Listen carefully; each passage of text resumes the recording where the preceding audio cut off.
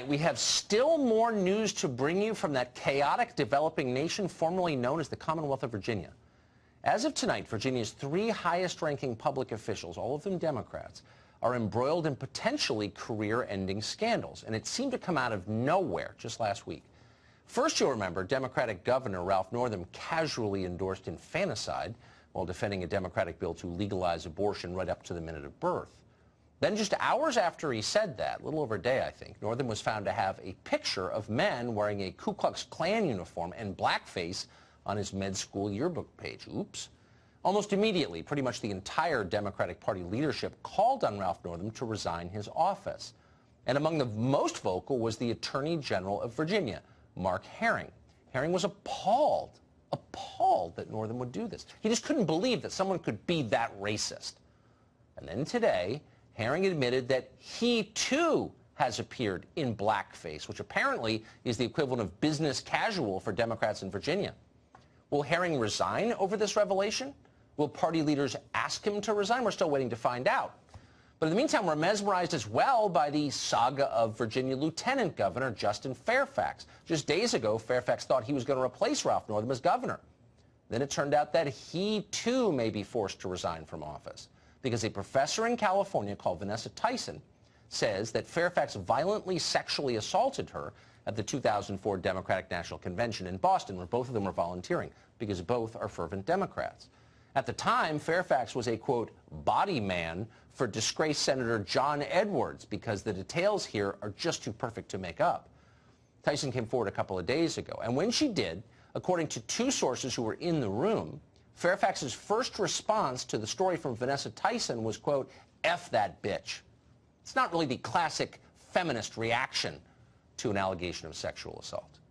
Now, Vanessa Tyson has released a highly detailed account of what she says happened to her and how has it affected her life ever since. It's all online, and it makes for harrowing reading if you care to read it.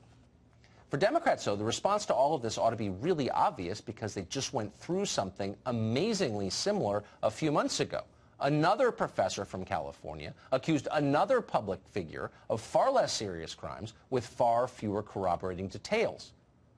Democrats know they have to believe all women. They've told us that countless times.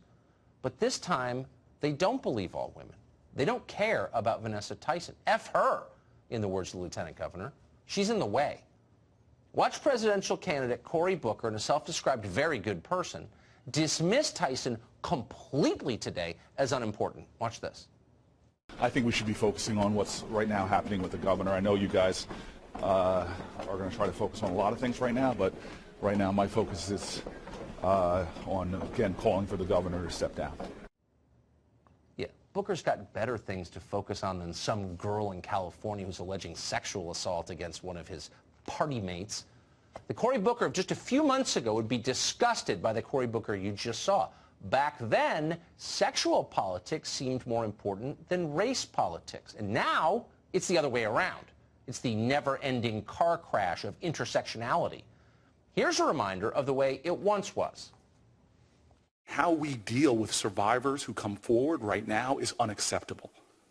And the way we deal with this, unfortunately, allows for the continued darkness of this culture to exist. And your brilliance, shining light onto this, speaking your truth, is nothing short of heroic.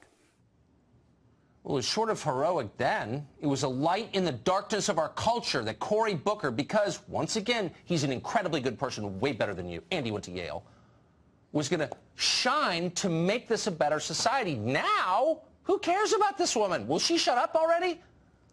What to make of this sudden change in attitude?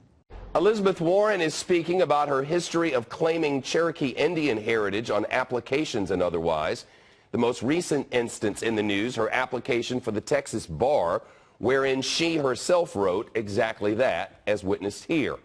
Warren started speaking during the commercial break, so we DVR'd it for you, and we'll play it from where we began recording. Listen.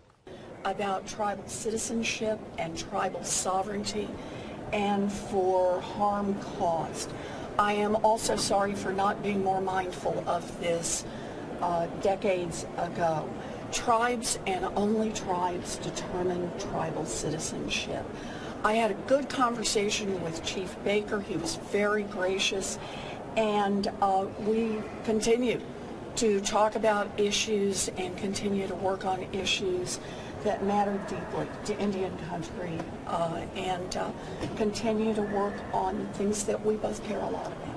So, Senator, why did you list yourself as an American Indian on this Texas bar application? So this was about 30 years ago, and I am not a tribal citizen. Tribes and only tribes determine citizenship. When I was growing up in Oklahoma, I learned about my family the same way most people do. My brothers and I learned from our mom and our dad and our brothers and our sisters, and those were our family stories. But that said, there really is an important distinction of tribal citizenship. I am not a member of a tribe, and I have apologized for not being more sensitive to that distinction. It's an important distinction. The president has made the case that you've used this part of your background to get ahead. Are you saying that this is something you fundamentally believed about yourself, or how do you respond to that criticism, that this was a knowing attempt to get ahead by using that claim of ancestry? So that is a claim that has been fully investigated, and it has now been shown completely that nothing about my background ever had anything to do with any job I got in any place. It's been fully documented, and there's no evidence of any kind other than it had nothing to do. Are there any more documents or any more?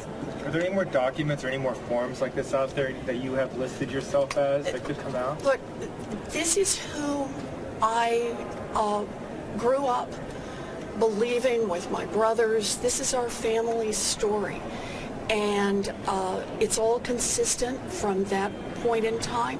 But as I said, it's important to note I'm not a tribal citizen, and I should have been more mindful of the distinction with tribal citizenship and tribal sovereignty. And that is why I apologize to Chief Baker, and why I've made a very public apology. Senator, there could be more forms. Like this? I'm sorry? Could there be other documents out there with you self-identifying as American Indian? So all I know is during this time period, this is consistent with what I did because it was based on my understanding from my family's stories.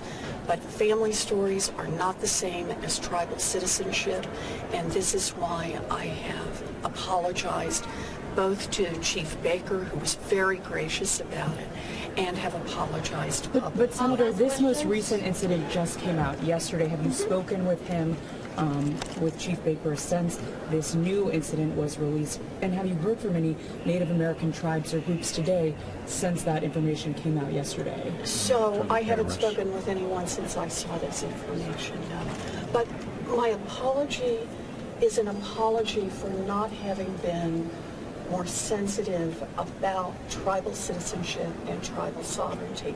I really want to underline the point. Tribes and only tribes determine tribal citizenship. It is an issue of tribal sovereignty. How do you think voters will react to this? I'm sorry?